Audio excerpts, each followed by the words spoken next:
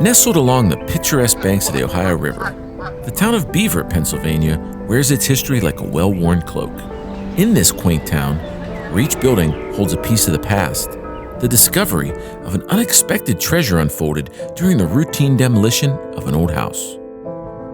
Little did the community know that hidden within the aged timbers lays a connection to the very roots of American history. I personally think there's 4 or 5 houses in Beaver that were built from the logs from Fort McIntosh, and this is one of them. Enter Chuck Copeland, a local resident with a passion for history. Chuck's chance discovery added another layer to Beaver's rich historical tapestry. Chuck reached out to the Beaver Area Heritage Foundation, and they realized that they held in their hands more than just weathered logs. They held a connection to the very foundations of their town and this great nation. Lost in the annals of time, what seemed like merely a historical log cabin, a great discovery on its own, had a surprise waiting to be uncovered. This is the story of Beaver's 1802 log house project, a testament to the surprises hidden in the heart of history-rich Beaver. Welcome to a journey where the past meets the present and where each log whispers tales of a time long ago.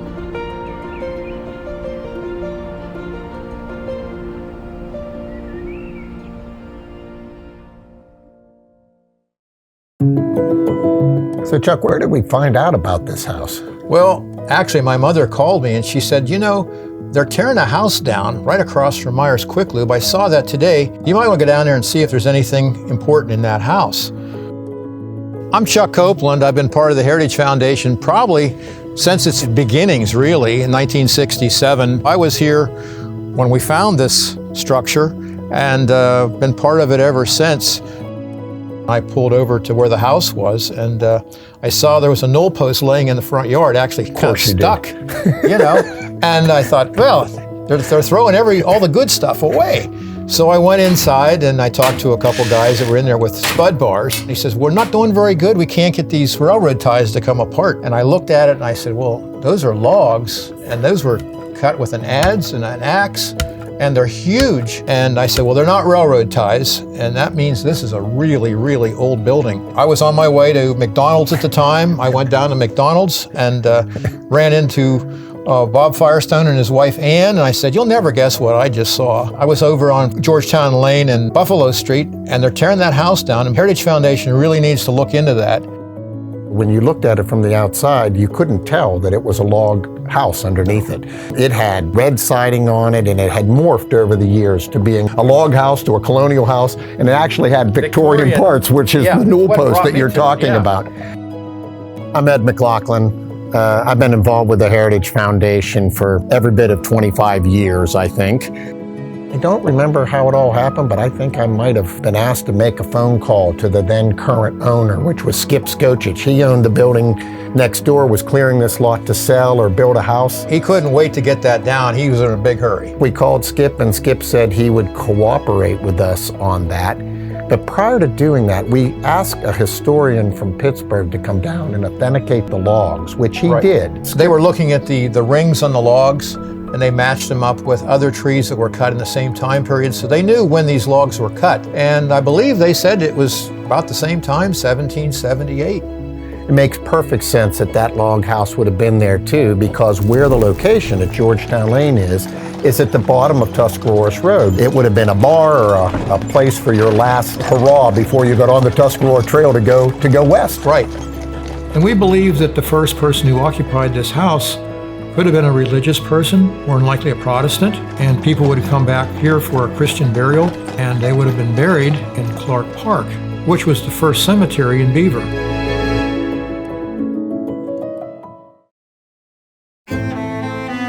When we first opened this up, we had a wonderful exhibit over at the museum, and it was regarding a duel between Button Gwinnett, who was a signer of the Declaration of Independence, and Lachlan McIntosh, who the fort was named for. George Washington had a problem with Lachlan McIntosh. He was a very well-respected general in the Revolutionary War, but when he shot Button Gwinnett, Lachlan McIntosh was not a very popular person. George Washington needed to do something with Lachlan McIntosh, so he sent him to Beaver to build Fort McIntosh. This was the Wild West. The federal government had never been to this area before. So Lachlan McIntosh had to build the fort, and they called it Fort McIntosh. And it was the first fort, I think, north of the Ohio River. Ohio was not a state. It was a wild territory. I believe they had 1,000 men located at Fort McIntosh. But the fort really never had any serious battles. There was the Treaty of Fort McIntosh, which was signed by the Indians, which basically gave a lot of the land from Ohio and west all the way to the Missouri River to the United States. I'm not sure the Indians realized what they were giving away, but the Treaty of Fort McIntosh did that. Since there were no skirmishes here, and there were skirmishes in Ohio, it was decided to abandon the fort and move the troops into Ohio where they had trouble with the Indians. So the fort was only here for 10 years. And when it was abandoned, the people in Beaver, where there weren't that many, decided, well, we could probably use these logs to build houses.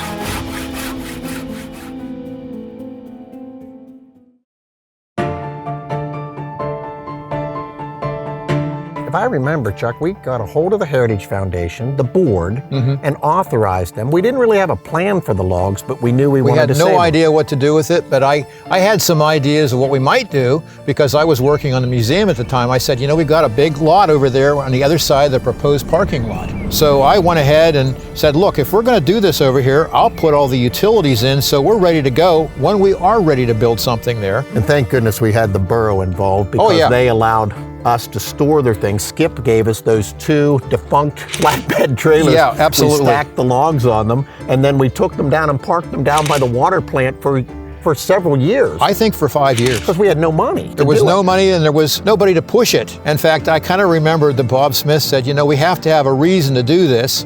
And he said, why don't we call it the Bicentennial Log House?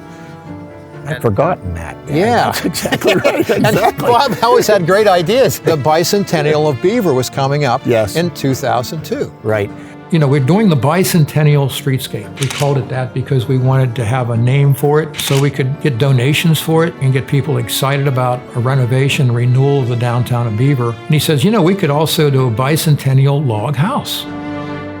And so simultaneously, I think they were taking the jail down. They were at the same time. So at the same time, some of the stones that were in here came from the jail site. So there were multiple wheels in motion.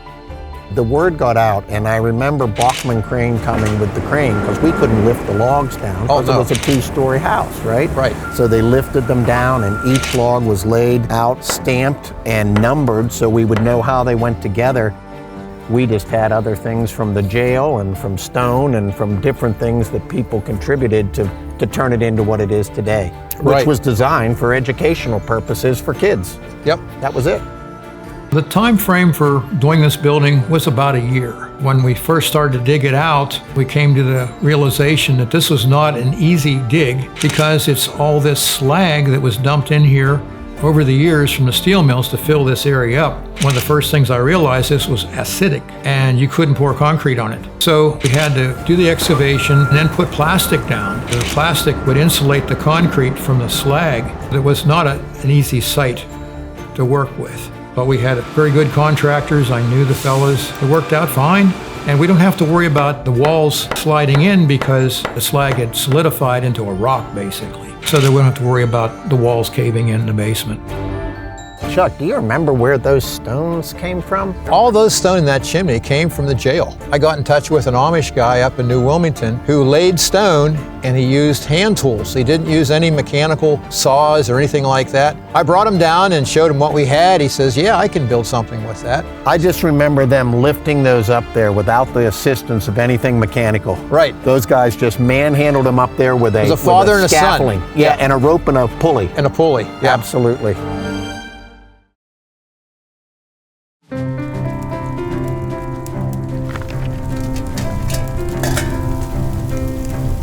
Some of the things that are unique to this building would be the weight that I have on this door. There's a cannonball hanging on a chain, and that's one of the original primitive door closers. You'd not have to worry about the door being left open. This is really a high-tech building. When I did the excavation, we put PEX coils in the floor of the basement of this building, and then I designed a boiler system to heat the water and circulate it through the floor. So the basement of this building is actually heated with water which flows through the floor in the PEX tubing. I also put in conduits between the logs and ran them down to the cellar. So we have conduits that go to all the windows and doors. And at that time, I placed magnetic proximity switches in the frames of the windows and into the windows themselves with little magnets, so we could put a security system in. So if the windows are moved, it'll set off an alarm. Well, these doors are very unique because I wanted to have something that was appropriate for the time and would have been done with as little bit of iron as possible. And if they did use iron, it would be primitive. Yeah, these are actually tapered stiles that are dovetailed into the wood. It was sawn with a vertical saw, like a pit saw they would have used in the years past. So when you see this markings on it, it's just the way you would have seen it in the original door. There was no door, by the way. There were no doors, there were no windows. We just had the logs. There was no roof. We just had the walls, and they weren't assembled. I had to make doors for it, and I thought, I need to make a door which is unique and from that time period. When we were building the windows, of course these weren't typical to that, but the windows had that wavy glass in it. I found an Amish guy that actually could build windows. We made all the sizes of the glass the same, but the physical dimensions of the outside of the windows are all different. It's so cool when you look at it at an angle, you can see that waviness, yeah. As this thing started to morph and we're building this, now everybody's getting behind it, and we have things from the museum that we had saved, we have things from the jail that started to get incorporated, and some of the features that are super cool are that lock that's part of the door. You have this super cool old lock. That lock actually came from the jail in Beaver. And then on the inside, when you look at the fireplace, the andirons and so forth those were all donated, right? Yes. This large stone that was put on here is what's called a smoke stone, because on the back of it, it's tapered. So as the fire comes up, it directs the smoke out and up the chamber. But this came from our farm in Brighton Township. It's quite a massive sandstone and really sets this fireplace off. These fieldstone came out of a patio down on 2nd Street in Beaver that someone was tearing out. Right. And I just brought them up here because they were somewhat flat and they made a really nice hearth for this fireplace.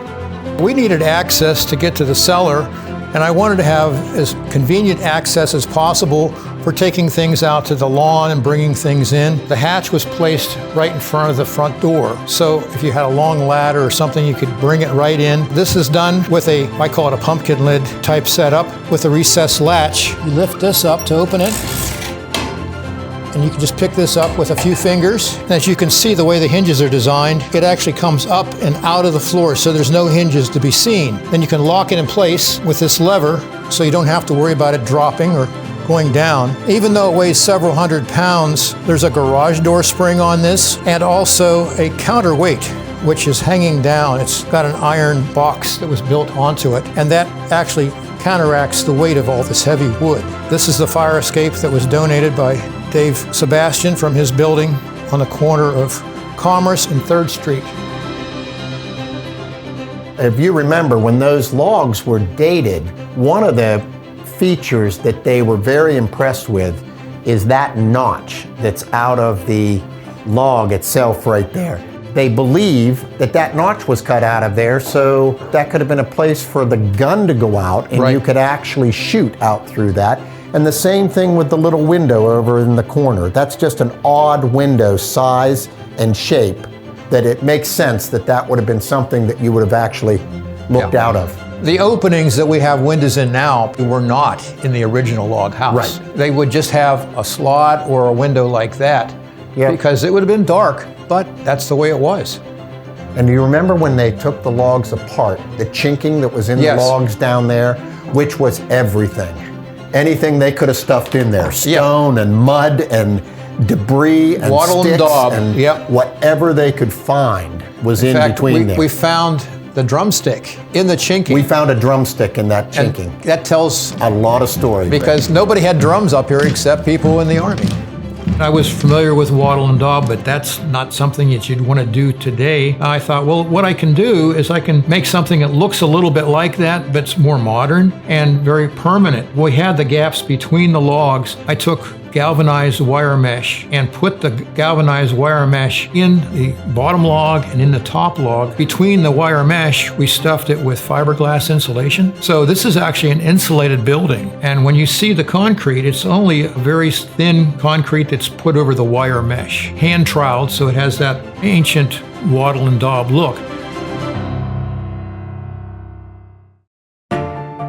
Ed, you know, these logs are so large that really tells us that these must have come from the fort, because when the farmers are up here, they didn't need logs this big of that dimension to build a log house. In fact, they were looking to build something rather quickly, and it would take a lot of time to draw up a log like that and square it up, and then it would take a lot of men to actually lift them into place. They're really heavy. Well, the fort on River Road was so large, people don't realize that it encompassed not only on River Road, but across River Road. It was a large structure. So it made sense if they were already built and it was done and there was nothing else in town and they were free for the taking. Why wouldn't you go and grab them and take them back up there and repurpose them in another location? We can't say with absolute certainty, but I think it makes a whole lot of sense that these logs would have been from there. And it's not that far. It's only about 6 blocks. Right. So it was a fairly easy drag versus cutting a tree and recreating ones to build another house.